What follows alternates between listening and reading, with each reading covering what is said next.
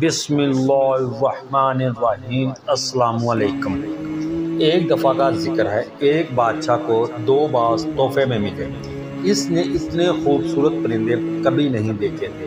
بادشاہ نے دونوں پرندے اپنے ملازم کو دیے کہ وہ ان کی تربیت کرے۔ ایک دن ملازم نے بادشاہ کو بتایا، ایک پرندہ اونچی اڑان اڑ رہا ہے اور دوسرا جس دن سے آیا ہے اپنی شاخ سے نہیں اڑ پا رہا۔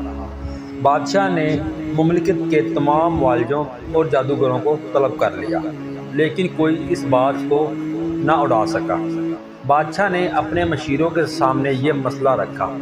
گھنٹے دن اور دن مہینوں میں ڈل گئے، لیکن باز نہ اڑ سکا۔ بادشاہ نے کسی ایسے شخص کو بلانے کا فیصلہ کیا جو قدرت سے گہری دلچسپی رکھتا ہو۔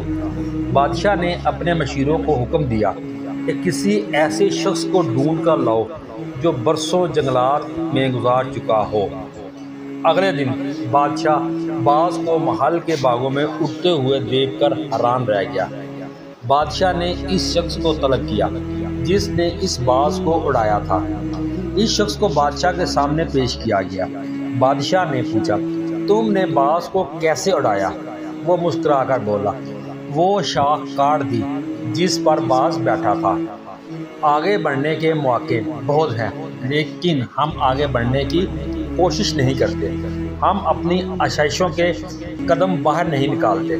نئی آزمائشیں اور نئے تجربے ہی زندگی میں آگے بڑھنے کی وجہ بنتی ہیں۔ آزمائشوں کا مقابلہ کریں، یہی کامیابی کا واحد راستہ ہے۔